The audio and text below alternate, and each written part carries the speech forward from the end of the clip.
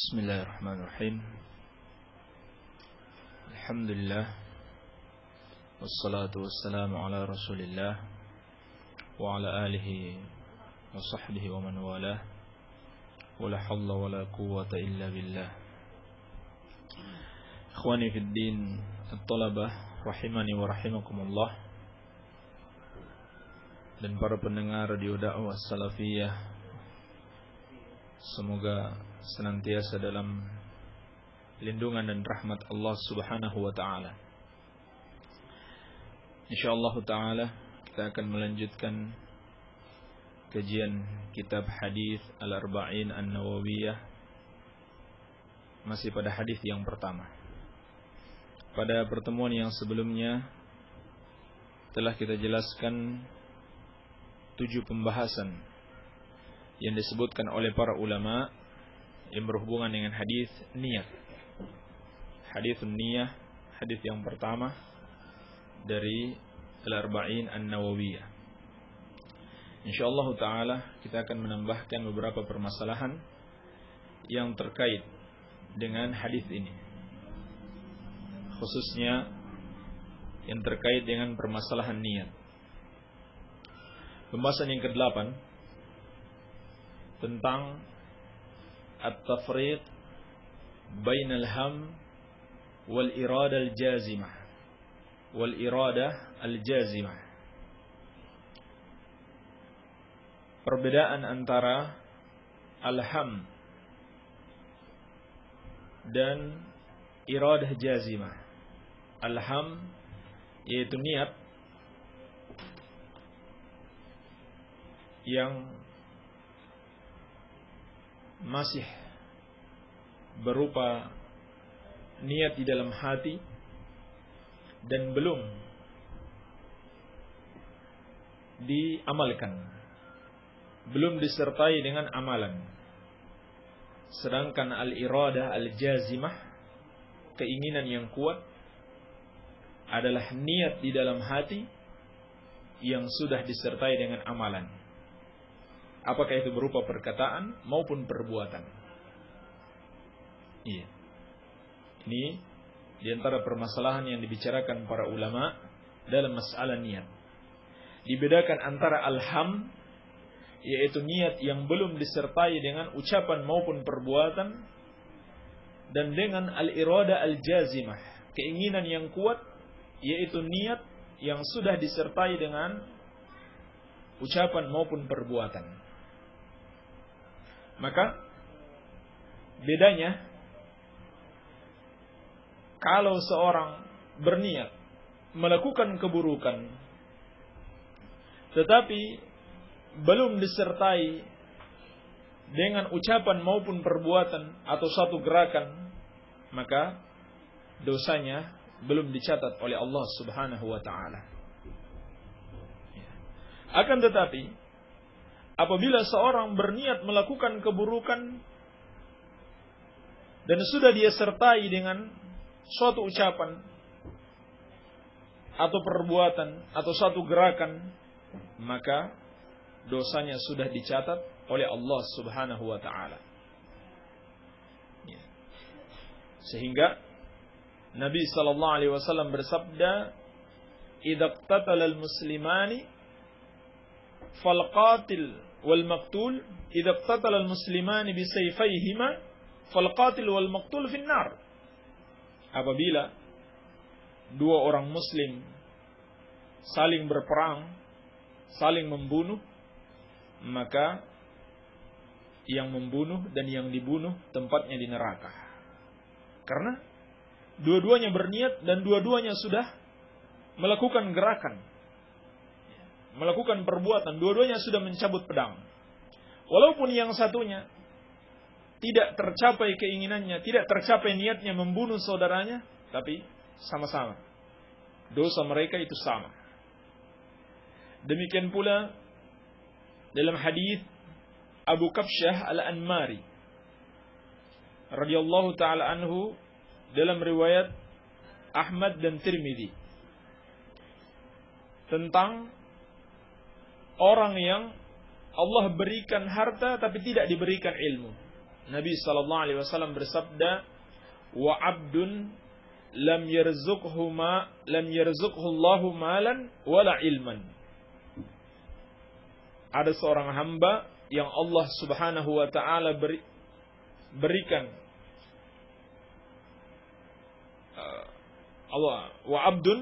ada seorang hamba yang Allah Subhanahu wa taala berikan dia harta namun tidak diberikan ilmu. Wa 'abdun razaqahu Allahu malan. Ada seorang hamba Allah berikan dia harta walam yarzuqhu ilman. Tetapi Allah tidak berikan dia ilmu. Yakhbitu fi malihi bighairi ilmin. Maka dia menggunakan hartanya tanpa didasari oleh ilmu. Wala yattaqi fihi rabbah, dan dia tidak bertakwa kepada Allah dalam mempergunakan hartanya. Wala yasil fihi rahimah, dan dia tidak menyambung silaturahmi dengan hartanya. Wala ya'lamu lillahi fihi haqqa, dan dia tidak mengetahui hak Allah pada hartanya. Fahadha bi akhbathil manazil. Maka yang ini tingkatannya paling buruk. Baik. Ini tentang orang yang Allah berikan harta tapi tidak berikan ilmu, lalu dia berbuat keburukan dengan hartanya. Lalu selanjutnya kata Nabi sallallahu alaihi wasallam, "Wa 'abdun lam yarzuqhu Allahu malan wala ilman." Hamba yang berikutnya Allah tidak berikan harta, tidak pula berikan ilmu. Fa huwa yaqul, tapi dia mengatakan, "Lau anna li malan la 'amiltu bi 'amali fulan." Andaikan aku memiliki harta, maka aku akan melakukan seperti yang dilakukan oleh fulan, yakni seperti orang yang sebelumnya. Maka kata Nabi sallallahu alaihi wasallam, "Fa huwa bi niyyatihi fa wizruhu masawa." Maka dia dengan niatnya dan dosa mereka itu sama. Dosa mereka itu sama. Padahal dia baru berniat, tetapi niatnya sudah disertai dengan ucapan. Maka Nabi sallallahu alaihi wasallam mengatakan dosa mereka sama. Iya. Jadi berbeda antara niat yang sudah merupakan al-irada al-jazimah, keinginan yang kuat, yakni yang sudah disertai dengan ucapan maupun perbuatan, dan niat yang baru berupa alham. Adapun niat yang berupa alham, yakni yang tidak disertai dengan ucapan maupun perbuatan, Nabi sallallahu alaihi wasallam bersabda, "Man hamma bihasanatin falam ya'malha kutibat lahu hasanatan." Barang siapa yang berniat melakukan kebaikan dan dia tidak mengamalkannya, maka sudah dicatat baginya satu kebaikan. Kutibat lahu hasanatun. Fa'amilaha kutibat lahu asyru hasanat. Apabila dia mengamalkannya, maka akan ditulis 10 kebaikan. Ila 700 di'fin, sampai 700 kali lipat. Sebaliknya, wa man hamma bi sayyi'atin falam ya'malha lam tuktab alaihi wa in amilaha kutibat. Siapa yang berniat melakukan keburukan dan dia tidak mengamalkannya, maka tidak ditulis dosa. Dia berniat melakukan keburukan lalu tidak dia amalkan, tidak ditulis sebagai sebuah dosa. Kalau dia mengamalkan, maka ditulis satu dosa. Maka hadis ini tidak bertentangan dengan hadis-hadis yang sebelumnya, sebab niat yang dimaksudkan di sini hanyalah berupa niat di dalam hati, belum dia katakan, belum pula dia lakukan. Ya, ini berbeda kalau orang sudah berniat, dia sudah lakukan, dia sudah katakan, maka apabila dia berniat keburukan sudah dicatat sebagai sebuah dosa. Ya, ini sebagai penjelasan karena ada yang menyangka seakan-akan bertentangan antara hadis-hadis ini. Baik. Ini pembahasan yang ke-8. Pembahasan yang ke-9 berkaitan dengan riya. yaitu seorang yang menampakkan amalannya, atau seorang yang beramal hanya karena ingin menampakkan atau memperlihatkan amalannya, bukan karena Allah Subhanahu wa taala. Maka hadis ini menjelaskan kepada kita, innamal a'malu binniyat wa innama likulli imri'in ma nawa. Barang siapa, sesungguhnya amalan tergantung niat. Barang siapa yang sesungguhnya seorang itu akan dibalas sesuai dengan niatnya. Baik. Maka siapa yang niatnya bukan karena Allah, hanya mau dipertontonkan kepada manusia, amalannya tidak diterima. Ya. Amalannya tidak diterima. Sebab setiap amalan tergantung niatnya. Ya. Dan ini termasuk perbuatan syirik kepada Allah Subhanahu wa taala. Dan Allah Subhanahu wa taala mengancam di hari kiamat kelak, siapa yang riya ketika di dunia, maka Allah Subhanahu wa taala akan perintahkan mereka untuk meminta pahala, mengambil ganjaran kepada orang-orang yang dulu mereka tampakkan amalan mereka ketika di dunia. Nabi sallallahu alaihi wasallam bersabda, Allah Subhanahu wa taala berfirman, "Idhabu ila alladziina kuntum turauna fid dunya fanzuru hal tajiduna indahum jaza." Pergilah kalian kepada orang-orang yang dulu kalian tampakkan amalan kalian ketika di dunia. Kalian perlihatkan amalan kalian supaya mereka memuji kalian ketika di dunia. Dan lihatlah, apakah kalian mendapatkan ganjaran dari mereka? Ini sebagai bentuk siksaan kepada orang-orang yang beramal bukan karena Allah Subhanahu wa taala semata, tapi mereka ingin juga menampakkan amalan mereka kepada manusia agar mereka mendapatkan pujian dan mendapatkan kedudukan di tengah-tengah manusia. Maka ini termasuk perbuatan syirik. Ya. Sebab mempersembahkan amalan kepada selain Allah Subhanahu wa taala. Ya. Bahkan ini adalah perbuatan syirik yang sangat ditakuti oleh Rasulullah sallallahu alaihi wasallam, sampai beliau bersabda, "Akhwafu ma akhafu 'alaikum asy-syirkul asghar." Fasu'ila anhu faqala ar-riya. Sesungguhnya yang paling aku takuti menimpa kalian adalah syirik kecil. Beliau ditanya, lalu beliau mengatakan syirik kecil itu adalah riya. Lalu ulama menjelaskan bentuk-bentuk riya. Ada juga yang bisa masuk pada syirik besar dan ada syirik kecil. Syirik besar apabila seorang beramal semata-mata karena riya. Tidak ada sedikit pun niatnya karena Allah Subhanahu wa taala. Ini seperti syiriknya orang-orang munafik yang Allah katakan dalam Al-Qur'an, "Wa idza qamu ila sholati qamu kusala yura'una an-nasa wa la yadhkuruna Allah illa qalila." Apabila mereka berdiri untuk salat, mereka berdiri malas-malasan. Sekedar ingin mereka pertontonkan kepada manusia salat mereka. Dan mereka tidak mengingat Allah dalam salatnya kecuali sedikit. Maka syirik atau riya seperti ini adalah syirkul akbar yang mengeluarkan pelakunya dari Islam. Adapun riya yang merupakan syirik kecil adalah yasirur riya. Riya yang ringan, yaitu seorang yang niatnya karena Allah Subhanahu wa taala semata, lalu dia campuri dengan riya. Dia ingin juga mendapatkan pujian manusia. Dia ingin juga mempertontonkan amalannya. Maka ini termasuk syirik kecil.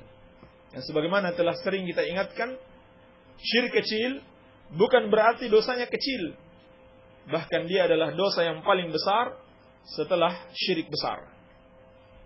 Baik. Lalu, bagaimana dengan amalan orang yang melakukan riya ini. Kalau bentuk yang pertama, maka dipastikan amalannya tidak diterima oleh Allah Subhanahu wa taala, sebab jelas Nabi sallallahu alaihi wasallam bersabda, "Innamal a'malu binniyat wa innama likulli imri'in ma nawa." Apabila seorang yang niatnya memang hanya untuk dipertontonkan ibadahnya, bukan karena Allah Subhanahu wa taala semata. Baik. Adapun kalau seorang berniat karena Allah Subhanahu wa taala, lalu tercampur dengan riya, maka di sini dirinci oleh para ulama. Rincian yang pertama, apabila riya itu dari awal dia beramal, dari awal beramal memang sudah riya. Iya. Walaupun dia niatkan karena Allah, tetapi dicampuri dengan riya dari awal dia beramal, maka seluruh amalannya tidak diterima oleh Allah Subhanahu wa taala. yakni amalan yang dia lakukan tersebut. Rincian yang kedua, apabila awalnya dia niat karena Allah, tidak dicampuri dengan riya sedikit pun, lalu di tengah-tengah dia beramal masuk riya padanya, maka ini pun dirinci oleh para ulama. Rincian yang pertama, apabila dia menolak riya tersebut, dia berusaha untuk menghilangkannya, karena memang ini penyakit yang sangat sulit dihindari. Tetapi dia berusaha menghilangkannya, maka tidak ada bahaya baginya, amalannya diterima. Amalannya diterima. Baik. Bentuk yang kedua, apabila dia membiarkan riya tersebut memasuki amalannya, dia biarkan terus. Maka di sini juga ulama merinci lagi dengan dua rincian. Yang pertama, apabila amalannya itu terkait antara bagian akhir dan awalnya, maka seluruh amalannya tidak diterima. Seperti sholat. Andaikan dia ikhlas di dalam sholat dari awalnya, tiba-tiba pada bagian akhirnya dia riya. Karena dia tahu ada yang memperhatikan sholatnya, lalu dia mulai bagus-baguskan sholatnya. Dia tampilkan sebagai orang yang khusyuk di dalam sholat, atau bacaannya diperbagus lagi, atau ditambah dengan tangisan, maka seluruh sholatnya tidak diterima dari awal sampai akhir, walaupun awalnya dia ikhlas. Ini karena amalan sholat terkait antara bagian awal dan akhirnya. Andaikan seorang batal wudunya sudah rakaat terakhir, maka dia harus menghentikan sholatnya dan berwudu kembali dan mengulang lagi dari awal, bukan melanjutkan rakaat terakhir.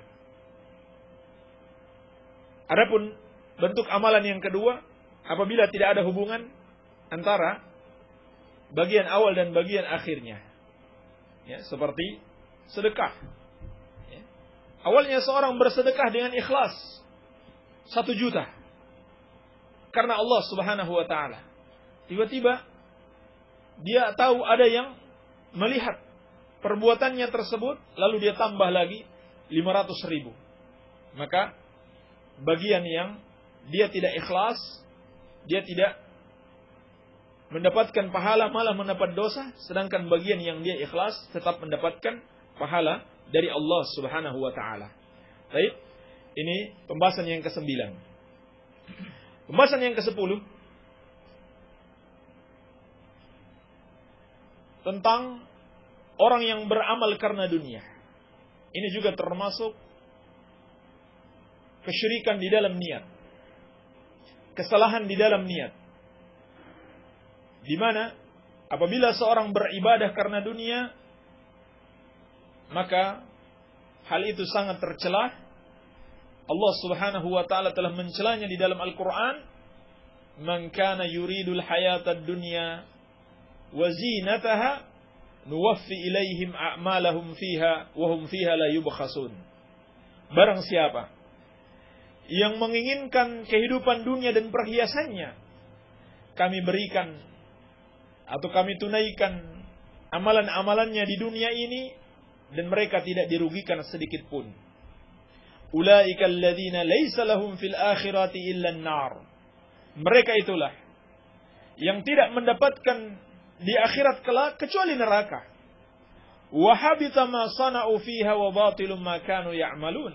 Dan terhapuslah amalan-amalan yang mereka lakukan dan menjadi batil semua yang pernah mereka kerjakan. Surat Hud ayat ke-15 dan 16. Maka ayat ini menunjukkan bahwasannya beramal karena dunia adalah syirkul akbar. Syirik besar. Semata-mata karena dunia. Ini adalah syirik besar yang menghapuskan amalan. Ini hati-hati. Dalam masalah niat, dalam masalah hati saja, seorang sudah bisa terjatuh ke dalam perbuatan syirik. Namun, diperkecualikan dari ini, apabila seorang beramal karena Allah Subhanahu wa taala semata, dan dia juga menginginkan ganjaran dari Allah di dunia dalam amalan-amalan tertentu, yaitu amalan-amalan yang disebutkan ganjarannya di dunia, seperti jihad telah disebutkan ganjarannya di dunia, yaitu ghanimah. Sehingga apabila seorang berjihad karena Allah, asalnya karena Allah, dan di sisi lain dia juga menginginkan ghanimah, maka hal seperti ini tidak mengapa. Demikian pula ada orang yang menyambung silaturahmi demi untuk Allah Subhanahu wa taala, hanya karena Allah, namun dia juga mengharapkan rezeki dan umurnya panjang. Maka yang seperti ini juga tidak mengapa, sebab dalam riwayat Bukhari Nabi sallallahu alaihi wasallam bersabda, "Man sarrahu ayyubsata lahu fi rizqihi wa an yunsa'a lahu fi atharihi falyasil rahimahu." Siapa yang ingin rizkinya diperluas dan umurnya diperpanjang, maka hendaklah dia menyambung silaturahmi. Namun yang seperti ini khusus pada amalan-amalan yang telah disebutkan ganjarannya di dunia. Tetapi kalau tidak disebutkan ganjarannya di dunia, seperti sholat, ini benar-benar harus diniatkan karena Allah Subhanahu wa taala semata. Ini seperti yang dijelaskan Syekh Shalih Al-Syekh dalam sarah beliau. Ya, sarah beliau terhadap Al-Arba'in. Baik. Ini permasalahan yang ke berapa? 10 ya. Baik. Permasalahan yang ke-11 yang berhubungan dengan niat, masalah tasyrik, tentang masalah penggabungan niat. Di bawah pembahasan ini ada 3 masalah. Yang pertama, at-tasyrik bainal ibadah lillah wa li ghairihi. Menggabungkan antara ibadah kepada Allah dan ibadah kepada selainnya. Maka apabila ini yang terjadi, amalannya batil. Seperti orang yang menyembelih untuk Allah, tapi dia juga niatkan ini untuk wali fulan. Ya. Maka ini batil. Ini asyirkul akbar. Allah Subhanahu wa taala berfirman, "Walau asyraku lahabita anhum ma kanu ya'malun." Ma kanu ya'malun. Andaikan mereka melakukan kesyirikan, maka terhapuslah seluruh yang pernah mereka kerjakan. Jadi, apabila ini yang terjadi, menggabungkan antara ibadah kepada Allah dan ibadah kepada selain Allah, bukan saja menghapus amalan yang dia lakukan, bahkan menghapus seluruh amalan yang pernah dia lakukan. Ya. Jadi bukan saja menghapus amalan yang dia lakukan saat itu, tetapi menghapus seluruh amalan yang dulu pernah dia lakukan. Masalah yang kedua, at-tasyrik bainal ibadah wal adah. Menggabungkan antara niat ibadat dan adat. Maka yang seperti ini tidak mengapa dengan syarat asal niatnya adalah melakukan ibadah. Lalu disertakan niat untuk adat. Misalkan seorang berpuasa, asal niatnya karena ibadah. Lalu nampak padanya ternyata puasa bermanfaat bagi kesehatan. Maka dia sertakan niat puasa juga untuk kesehatan, maka tidak mengapa. Demikian pula orang mandi. Ya, misalkan mandi wajib. Asal niatnya dia mau mandi wajib. Lalu bersamaan itu dia juga ingin segar badannya. Maka yang seperti ini tidak mengapa dengan syarat asal niatnya karena ibadah. Baik. Permasalahan yang ketiga dalam pembahasan ini, menggabungkan antara dua niat dalam satu amalan, dalam satu ibadah. Ya, tentang permasalahan menggabungkan dua niat dalam satu ibadah. Maka di sini ada dua perincian. Yang pertama, apabila ibadah tersebut laisa maksudan lidzatihi, tidak dimaksudkan pada zatnya, seperti menggabungkan antara sholat sunnah wudu dan sholat sunnah tahiyatul masjid. Ini boleh. Menggabungkan wudu, sholat sunnah wudu dan sholat sunnah tahiyatul masjid, ini boleh. Sebab ibadah ini laisa maksudan lidzatihi. Demikian pula menggabungkan antara mandi janabah dan mandi untuk sholat Jumat. Ini boleh ala sahih. Ya. Berdasarkan pendapat yang kuat dari pendapat para ulama. Sebab laisa maksudan lidzatihi. Adapun apabila ibadah tersebut maksudan lidzatihi, diinginkan pada zatnya, yakni dia adalah ibadah yang harus terpisah dengan yang lainnya, maka tidak boleh digabungkan sama sekali. Ya, seperti antara sholat zuhur dan sholat asar, tidak bisa digabungkan. Atau sholat sunnah qobliyah, sholat sunnah ratibah qobliyah dan ba'diyah. Ini tidak mungkin digabungkan. Ya, tidak mungkin digabungkan. Demikian perincian yang disebutkan oleh para ulama. Inilah 11 permasalahan di antara masalah-masalah yang berhubungan dengan niat yang dijelaskan oleh para ulama. Permasalahan yang terakhir yang berhubungan dengan hadis ini yaitu tentang hijrah. Di mana dalam hadis ini Nabi sallallahu alaihi wasallam telah mencontohkan satu amalan yang besar. Apabila dilakukan karena Allah Subhanahu wa taala, maka akan mendapatkan pahala yang besar. Yaitu sabda Nabi sallallahu alaihi wasallam, "Faman kanat hijratuhu ila Allah wa rasulih, fa hijratuhu ila Allah wa rasulih." Barang siapa yang hijrahnya kepada Allah dan Rasulnya, maka dia akan mendapatkan pahala hijrah kepada Allah dan Rasulnya. Wa man kanat hijratuhu lidunya yusibuha aw imra'atin yankihuha fa hijratuhu ila ma hajara ilaih. Dan barang siapa yang hijrahnya hanya karena dunia yang ingin diraih atau wanita yang ingin dia nikahi, maka hijrahnya kepada apa yang dia inginkan tersebut. Iya. Maka hadis ini sekaligus menunjukkan kepada kita tentang keutamaan hijrah. Dan hijrah ini adalah kewajiban yang tetap ada sampai hari kiamat. Bukan saja kewajiban di zaman Rasulullah sallallahu alaihi wasallam. Sebab dalam hadis yang diriwayatkan Al-Imam Abu Dawud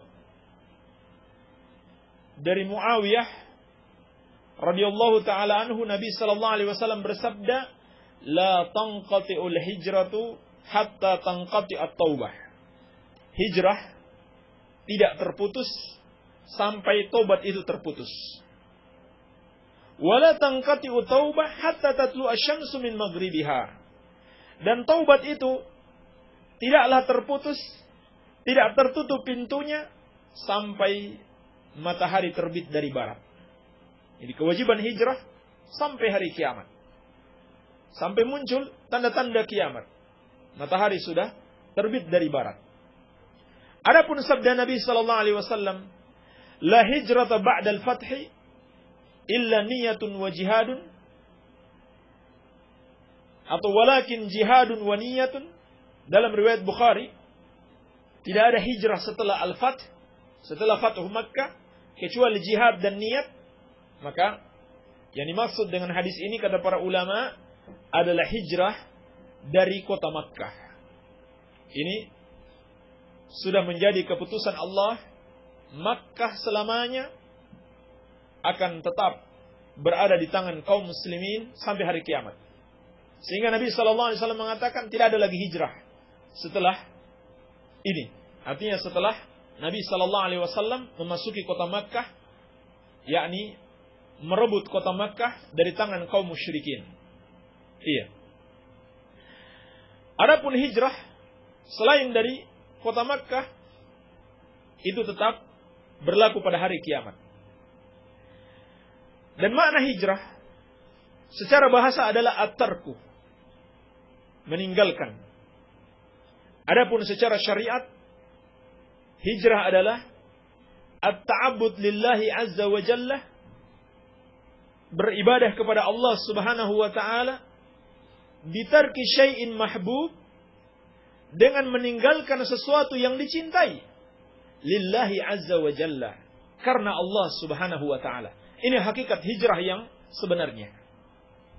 Maka mencakup makna hijrah ini dua bentuk. Hijrah hissiyah dan hijrah ma'nawiyah. Hijrah hissiyah adalah hijrah dari negeri kafir kepada negeri muslim. Dari negeri kekafiran kepada negeri kaum muslimin. Seperti yang dilakukan Rasulullah sallallahu alaihi wasallam dari Makkah ke Madinah. Ketika itu Makkah, walaupun di situ ada Baitullah, tetapi dikuasai oleh kaum musyrikin. Maka Nabi sallallahu alaihi wasallam pindah ke Madinah karena di sana sudah menjadi negeri kaum muslimin. Dan ini hukumnya wajib. Hijrah dari negeri kafir ke negeri kaum muslimin. Nabi sallallahu alaihi wasallam bersabda, "Innal muslima wal musyrika la tatara'a naruhuma." Sesungguhnya seorang muslim dan seorang musyrik tidak boleh saling kelihatan api mereka berdua. Ana bari'un min muslimin ya'ishu baina dhahranai al-musyrikin. Kata Nabi sallallahu alaihi wasallam, aku berlepas diri dari seorang muslim yang tinggal di tengah-tengah kaum musyrikin. Hadis diriwayatkan al-Imam Abu Dawud dari Jarir bin Abdullah radhiyallahu taala anhu. Jadi tidak boleh tinggal di negeri kafir, harus hijrah darinya. Kalau tidak ada negeri kaum muslimin untuk hijrah padanya, maka juga boleh hijrah dari negeri kafir yang kita tidak bisa menjalankan ibadah dengan benar di situ, ke negeri kafir yang kita diberikan keamanan untuk beribadah di situ. Ini kalau tidak ada negeri Islam. Seperti yang terjadi di awal-awal dakwah Rasulullah sallallahu alaihi wasallam, para sahabat beliau perintahkan hijrah ke negeri Habasyah. Sebab ketika di Makkah mereka tidak mendapatkan kebebasan untuk menjalankan agama. Maka Nabi sallallahu alaihi wasallam memerintahkan sejumlah sahabat untuk hijrah ke negeri Habasyah. Walaupun negeri Habasyah itu adalah negeri kafir waktu itu, tetapi mereka memberikan jaminan keamanan kepada kaum muslimin untuk melakukan ibadah. Akan tetapi, apabila ada negeri Islam, maka wajib bagi kaum muslimin yang tinggal di negeri-negeri kafir untuk hijrah ke negeri Islam. Dan ini sangat penting sekali untuk menjaga akidah seorang muslim. Baik. Ini hijrah yang pertama, hijrah hissiyah. Yang kedua, hijrah ma'nawiyah. Yaitu meninggalkan perbuatan dosa. Apakah itu kekafiran, kebid'ahan, atau kemaksiatan? Hijrah kepada iman, kepada ketaatan, dan kepada sunnah Rasulullah sallallahu alaihi wasallam. Dan inilah hakikat hijrah yang sebenarnya. Seperti sabda Nabi sallallahu alaihi wasallam, "Wal muhajir man hajara ma nahallahu anhu wa rasuluh." Orang yang berhijrah itu adalah orang yang meninggalkan apa yang dilarang oleh Allah dan Rasulnya. Inilah hakikat hijrah yang sebenarnya. Iya. Berhijrah dari kemaksiatan kepada ketaatan. Inilah dua bentuk hijrah. Dan termasuk hijrah yang dibicarakan para ulama adalah hijrah untuk menuntut ilmu agama. Yakni meninggalkan kampung halaman, pergi pada para ulama untuk menuntut ilmu agama. Ya. Namun ini biasa diistilahkan oleh para ulama dengan al-wifadah, pengutusan. Seperti yang terjadi di zaman Rasulullah sallallahu alaihi wasallam, pengutusan suku-suku yang ada di sekitar Makkah dan Madinah untuk tinggal beberapa saat bersama Rasulullah sallallahu alaihi wasallam, mempelajari Islam. Setelah itu mereka kembali ke kampungnya masing-masing untuk mengajarkan Islam kepada orang-orang yang ada di kampung mereka. Ini juga termasuk hijrah yang disyariatkan sejak masa Rasulullah sallallahu alaihi wasallam. Ya, hijrah untuk menuntut ilmu agama. Baik. Alhamdulillah, inilah beberapa faidah-faidah yang bisa kita petik dari hadis ini. Hadis yang pertama, kita sudah selesai dari hadis yang pertama. Insyaallah taala kita akan lanjutkan pada hadis yang kedua pada kesempatan yang akan datang. Semoga ada manfaatnya. Wabillahi taufik walhamdulillahi rabbil alamin. Alhamdulillah, tak terasa 37 menit materi yang telah disampaikan oleh Ustaz Abdullah Sufyan, dan kita memasuki sesi tanya jawab. Sekali lagi saya beritahukan kepada para pendengar radio dakwah salafiyah yang ingin bertanya, silakan saja kirimkan pertanyaannya melalui SMS ke nomor 085353020304.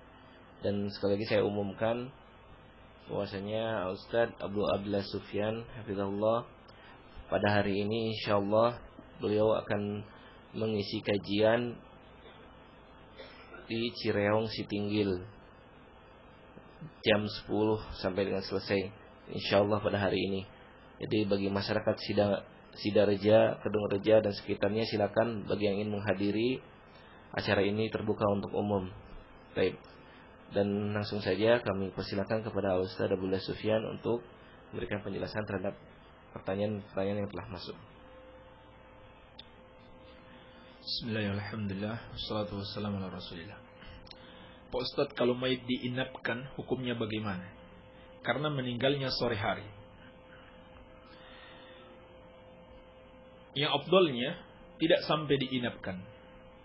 Tidak ada masalah menguburkan mayit pada malam hari, seperti yang difatwakan oleh Syekh bin Baz rahimahullahu ta'ala. Kecuali kalau ada halangan-halangan seperti belum disolatkan, belum diamalkan kewajiban-kewajiban bagi mayit ini, maka tidak mengapa ditunda sampai besok pagi. Namun yang paling afdal disegerakan kalau tidak ada halangan-halangan, dan tidak mengapa menguburkan mayit pada malam hari. Adapun larangan Rasulullah sallallahu alaihi wasallam menguburkan mayit pada malam hari karena dikhawatirkan tidak diamalkan dengan baik kewajiban-kewajiban pada mayit tersebut, yaitu memandikannya, mengkafaninya, dan mensolatkannya serta menguburkannya. Baik. Afwan Ustaz, apabila seorang salat Isya, kemudian ia masbuk 2 rakaat, kemudian ada yang bermakmum kepadanya, apakah yang menjadi imam tersebut menjaharkan bacaan imam yang 2 rakaat tadi? Iya, dia jaharkan apabila ada orang yang bermakmum kepadanya. Bagaimanakah bila ingin masuk Islam secara kafah? Laksanakan seluruh kewajiban-kewajiban dan tinggalkan semua larangan-larangan. Apakah niat boleh dijaharkan? Tidak. Tidak boleh. Ini termasuk perbuatan bid'ah sebagaimana yang telah kita jelaskan sebelumnya. Ini termasuk bid'ah dari 2 sisi. Yang pertama, mengamalkan sesuatu tanpa dalil. Yang kedua, melakukan hal itu terus-menerus padahal tidak ada dalil yang mensyariatkannya. Baik. Ustaz, di masjid tempat saya beribadah banyak sekali cicak yang kotorannya sangat mengganggu dan mengotori masjid. Bolehkah saya membunuh cicak-cicak itu? Bahkan disyariatkan untuk membunuh cicak. Nabi SAW memerintahkan hal tersebut. Seperti dalam riwayat Muslim dari Abi Hurairah radhiyallahu anhu, Nabi SAW bersabda, "Man qatala wazaghan fi awwali darbatin kutibat lahu mi'atu hasanatin." Siapa yang membunuh cicak pada pukulan yang pertama, dituliskan baginya 100 kebaikan. Wa fi tsaniyah duna dzalik wa fi tsalitsah duna dzalik. Kalau dia bunuh pada pukulan yang kedua, pahalanya berkurang. Yang ketiga lebih berkurang lagi. Ustaz, apakah istri ingin pisah rumah dengan suami agar suami dan istri bisa berpikir jernih dalam suatu permasalahan, tapi suami tidak mau, sedang istri merasa berat kalau masih serumah dengan suami, karena bagaimanapun istri harus mencari ridho suami walau sedang marah atau kecewa. Mohon nasihat Ustaz. Tidak sepatutnya seorang istri meninggalkan rumah suaminya tanpa izinnya. Ini termasuk dosa besar apabila suami tidak ridho. Tapi kalau dia perlu meninggalkan rumah, perlu berkunjung ke rumah orang tuanya, hendaklah minta izin kepada suaminya. Assalamualaikum warahmatullahi wabarakatuh. Waalaikumsalam warahmatullahi wabarakatuh. Ustaz, saya akan menanyakan bagaimana cara mendoakan orang yang muslim yang sedang jamaah haji. Di Mekah hukumnya benar atau tidak? Sebab ketika saya khutbah di mimbar Jum'ah, di akhir khutbahnya saya mendoakan kepada orang-orang yang muslim yang sedang berhaji di Mekah. Bunyi doanya, mudah-mudahan orang yang sedang haji mendapatkan keselamatan dan haji mabrur, juga bisa pulang ke tanah air dengan selamat. Akan tetapi, setelah selesai sholat Jum'ah, saya mendapat teguran dari seseorang, katanya tidak harus didoakan karena kaum muslimin yang sedang haji tidak minta didoakan. Mohon dijelaskan apakah saya salah? Dari Bapak Terkim pada Herang. Tidak ada masalah. Bahkan disyariatkan. Ini tidak salah. Bahkan disyariatkan kita mendoakan kaum muslimin. Dan ini amalan para nabi dan rasul yang Allah perintahkan. Ya, seperti perintah Allah kepada nabinya, "Wastaghfir li dzambik walil mu'minina wal mu'minat." Dan mohon ampunlah untuk dosamu dan dosa orang-orang yang beriman, laki-laki maupun perempuan. Dan juga doa Nabi Ibrahim alaihissalam, "Rabbana ighfirli Rabbana ighfirli wali walidayya walil mu'minina yawma yaqumul hisab." Ya. Atau ini bukan doa Nabi Ibrahim alaihissalam, ya, tetapi doa para nabi, "Ya Allah, ampunilah aku, kedua orang tuaku, dan kaum mukminin seluruhnya pada hari kiamat." Ini dalam surat Ibrahim ayat ke-41. Dan keutamaan yang sangat besar apabila kita mendoakan saudara kita kaum muslimin tanpa mereka ketahui. Seperti dalam hadis riwayat Muslim dari Ummu Darda radhiyallahu taala anha, Nabi sallallahu alaihi wasallam bersabda, "Da'watul mar'il muslim li akhihi bi dhahril ghaib mustajabah." Doanya seorang muslim bagi saudaranya tanpa dia ketahui itu mustajabah. akan dijawab oleh Allah Subhanahu wa taala. Inda ra'sihi malakun muwakkalun. Di sisi kepalanya ada malaikat. Kullama da'a li akhihi bi khairin qala al-malak al-muwakkal bihi amin wa laka bimithli. Setiap kali seorang mendoakan saudaranya dengan suatu kebaikan, maka malaikat yang ada di sisinya itu berkata, amin wa laka bimithli. Dan semoga juga engkau mendapatkan yang semisal dengan itu. Ini termasuk amalan yang baik. Iya. Walaupun saudara kita tidak minta didoakan, tetap kita doakan mereka. Bagaimana hukum membaca Al-Quran dengan meniru-niru suara senandung syekh seperti Musyarir Rashid, Rifai, dan lain-lain. Ini termasuk bid'ah seperti dikatakan Syekh Bakar Abu Zaid dalam kitabnya Tashihud Du'a. Tidak ada contohnya dari Rasulullah sallallahu alaihi wasallam dan diingkari oleh para sahabat. Apa perbedaan al-wala dan al-bara? Tolong dijelaskan. Al-wala itu artinya kecintaan, loyalitas, pembelaan. Sedangkan al-bara sebaliknya, membenci, memusuhi, dan memerangi. Dan al-wala kepada kaum muslimin dan al-bara kepada orang-orang kafir. Apa hukumnya pakai anting? Karena seperti diwajibkan oleh sebagian ibu-ibu untuk anak wanitanya sejak masih kecil atau masih bayi. Apakah ada hadisnya?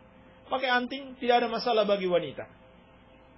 Dan ada hadis yang menunjukkan wanita-wanita sahabiyah menggunakan anting. Seperti dalam hadis Muslim dari Jabir bin Abdullah radhiyallahu taala anhuma, ketika Nabi sallallahu alaihi wasallam berkhutbah kepada para wanita agar mereka bersedekah, maka mereka mengeluarkan perhiasan mereka. Di situ disebutkan mereka mengeluarkan anting mereka dan juga cincin-cincin mereka, dan mereka lemparkan kepada Bilal untuk dikumpulkan sebagai sedekah. Menunjukkan bahwa wanita sahabiyat juga memakai anting. Dan ini pakaian wanita atau perhiasan wanita tidak pantas digunakan oleh laki-laki. Baik. Apakah perbudakan di zaman sekarang masih ada? Bagaimana hakikat perbudakan dalam Islam? Mungkin saja masih ada di zaman sekarang. Hakikat perbudakan dalam Islam adalah penghinaan kepada orang-orang kafir, agar mereka merasa rendah diri dan mereka mau masuk Islam, dan mereka menyadari hakikat kerendahan agama mereka. Sehingga dalam Islam seluruh jalan perbudakan ditutup kecuali satu, yaitu yang didapatkan dari hasil jihad. Iya. Yakni tawanan-tawanan perang dalam jihad fi sabilillah, itulah yang dijadikan budak. Iya. Itulah yang dijadikan budak. Jadi mungkin saja selama masih ada jihad, masih akan ada perbudakan. Masih akan ada perbudakan. Baik. Dan kalau dia masuk Islam, budak ini masuk Islam, maka Islam mendorong kaum muslimin untuk segera membebaskannya. Seperti dalam hadis yang diriwayatkan Al-Imam Tirmidzi, Nabi sallallahu alaihi wasallam bersabda, "Ayyuma mri'in muslimin a'taqa imra'an musliman kana fikakuhu minan nar."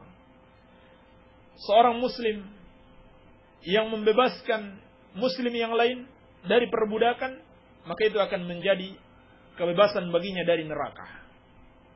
Ini hakikat perbudakan dalam Islam. Baik.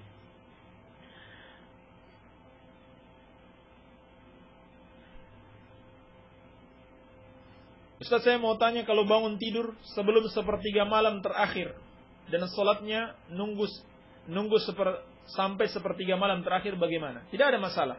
Ya, diisi dengan zikir, membaca Al-Quran dan lain sebagainya dari amalan-amalan ibadah kepada Allah Subhanahu wa taala.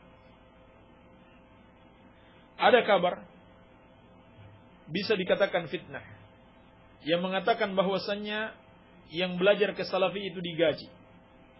Baju dibagikan secara gratis. Mohon diberi kami nasihat. Ini sudah pernah kita bantah. Ini tidak benar. Ya. Siapa saja bisa menjadi salafi dengan syarat dia mengikuti Al-Quran dan Sunnah Rasulullah Sallallahu Alaihi Wasallam sebagaimana yang dicontohkan oleh Rasulullah sallallahu alaihi wasallam sendiri dan para sahabat. Itulah hakikat salafi. Iya. Jadi siapa saja bisa menjadi seorang salafi. Adapun yang seperti ini adalah bagian dari ujian dan cobaan di dalam mengikuti kebenaran. Ini harus sabar di dalam menghadapinya. Wa kadzalika ja'alna likulli nabiyyin aduwwan minal mujrimin. Allah telah menetapkan, kami adakan bagi setiap nabi itu musuh dari kalangan orang-orang mujrim, orang-orang yang jahat. Maka siapa yang mau mengikuti jalan para nabi dan rasul, sudah pasti dia akan menghadapi musuh-musuh yang mencelanya, mencercanya, ya, bahkan melakukan tindakan-tindakan fisik, maka harus bersabar. Apa benar kalau lagi haid rambut disisir, ada yang jatuh atau rontok, itu harus diambil dan dibawa keramas setelah rapi haid? Tidak benar, tidak harus seperti itu. Ya. Tidak ada dalil yang mengharuskan hal itu. Iya, itu tidak benar. Saya biasa mendengarkan radio dakwah salafiyah. Saya berada di Kecamatan Rancah, namun saya pindah tempat kerjanya di tempat yang dahulu bagus suara radionya. Tapi di tempat sekarang kurang jelas. Mohon radio diperbagus lagi, seperti radio yang lain. Hamba Allah di Rancah. Semoga Allah Subhanahu wa taala memberikan keluasan rezeki untuk memperbagus lagi radio ini. Ustaz, kita punya tabungan di bank dengan tujuan hanya menyimpan uang demi keamanan. Lalu jika bunga itu kita ambil, kita gunakan untuk sarana umum, misalnya pembangunan jalan umum, WC umum. Bagaimana hukumnya? Memang ada sebagian ulama yang membolehkan hal tersebut. Namun yang benar, tidak boleh sama sekali diambil. Biarkan saja di situ. Karena itu bukan hak kita. Tidak boleh kita menggunakan yang merupakan hak orang lain. Baik. Bagaimana hukum bersentuhan dengan selain mahram? Ini hukumnya haram. Nabi SAW bersabda, la an yut'ana fi ra'si ahadikum bimihyatin min hadid khairun lahu min ayamassa imra'atan la tahillullah. Seorang di antara kalian ditusuk kepalanya dengan jarum dari besi itu lebih baik daripada dia menyentuh perempuan yang bukan mahramnya atau yang tidak halal baginya. Bolehkah memukul dengan Alkitab yang di dalamnya terdapat nama Allah? Hukumnya haram. Ini hukumnya haram. Ini menunjukkan tidak ada pengagungan dan penghormatan terhadap Al-Quranul Karim, terhadap kalamullah.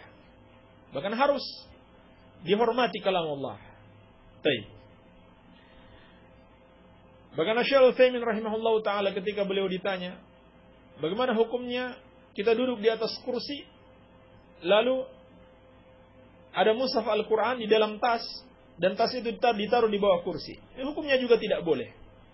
Sebab hal itu menunjukkan tidak ada pengagungan terhadap nama Allah Subhanahu wa ta'ala dan terhadap kalam Allah. Pak Kiai, saya mau tanya, orang yang zalim itu orangnya yang bagaimana sih? Zalim itu ada berbagai macam bentuknya. Dan kezaliman yang paling besar adalah kezaliman kepada Allah, kezaliman terhadap hak Allah Subhanahu wa ta'ala, yaitu hak Allah untuk diibadahi. Apabila seorang beribadah kepada selain Allah, ini adalah kezaliman yang paling besar. Allah Subhanahu wa ta'ala berfirman, inna syirka la zulmun azim. Sesungguhnya syirik itu adalah kezaliman yang paling besar. Kemudian kezaliman kepada orang lain, yaitu berbuat zalim kepada orang lain, apakah dalam bentuk mencerca, mencela, berghibah, memukul, mencuri barangnya, menyakitinya, itu semua perbuatan zalim. Dan yang paling minimal, kezaliman terhadap diri sendiri. Semua perbuatan dosa adalah kezaliman terhadap diri sendiri. Assalamualaikum Ustaz. Waalaikumsalam. Di kampung saya kebanyakan NU. Tapi di lingkungan saya ini ada seorang yang beda golongan, yaitu Persis. Dia selalu ikut tahlilan atau segala macam acara yang diadakan di kampung saya. Gimana hukumnya orang itu? Padahal dia Persis, tapi dia selalu ikut segala acara yang dilakukan NU. Iya. Telah berulang kali kita jelaskan, tahlilan itu adalah termasuk kebid'ahan. Dan siapapun dia, mengaku dari golongan manapun, apabila dia melakukan kesalahan, maka tidak boleh kita mengikutinya Tetapi yang kita ikuti adalah Al-Quran wa sunnatu Rasulillah sallallahu alaihi wa alihi wasallam. Yang kita ikuti adalah Ahlus Sunnah wal Jamaah. Tinggalkan kelompok-kelompok yang menyimpang. Pak Ustadz, berpuasa di bulan Ramadan itu apakah diwajibkan? Dan apakah Nabi pun menyuruh kita? Terima kasih. Diwajibkan jelas dalam Al-Quran dengan kesepakatan seluruh ulama. Kutiba alaikumus siyam kama kutiba alal ladzina min qablikum la'allakum tattaqun. Diwajibkan atas kalian berpuasa sebagaimana diwajibkan atas orang-orang sebelum kalian agar kalian bertakwa.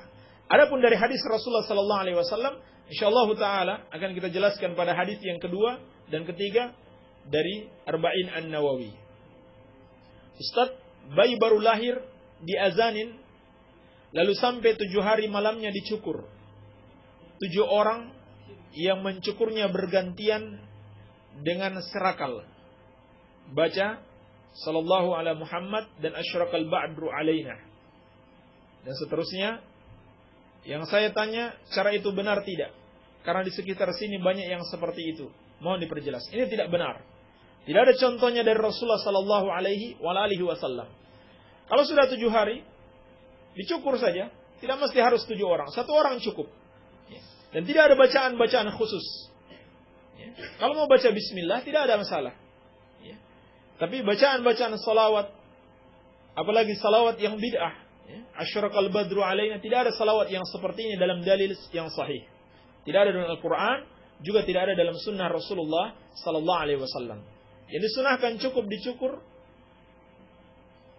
dan disembelih hewan akikahnya pada hari ke-7 tersebut. Tidak ada bacaan-bacaan khusus. Maaf Pak Kiai, sudah menjadi pemandangan umum ziarah kubur Wali 9 menjadi kebiasaan masyarakat Indonesia. Apakah di negara-negara lain juga ada? Ada di sebagian negara-negara lain, ya, seperti di Mesir, ziarah kepada kuburan Badawi dan melakukan kesyirikan di kuburan tersebut. Bukankah itu syirik? Syirik apabila dia berdoa kepada penghuni kubur tersebut. Adapun jika dia berdoa kepada Allah di sisi penghuni kubur tersebut, maka ini adalah kebid'ahan yang bisa mengantarkan kepada syirik. Aku mau tanya, apa sudah ada dakwah sama pemerintah biar dirazia? Ya mudah-mudahan insyaallah ta'ala sudah ada sebagian ulama yang berdakwah kepada pemerintah. Sebab dosanya lebih besar daripada melanggar aturan lalu lintas. Bukan saja melanggar aturan lalu lintas.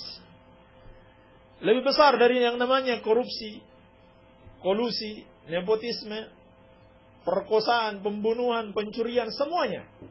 Lebih besar dosa perbuatan syirik. Iya. Sebagaimana yang sudah sering kita sampaikan, dosa syirik adalah dosa yang paling besar. Ya.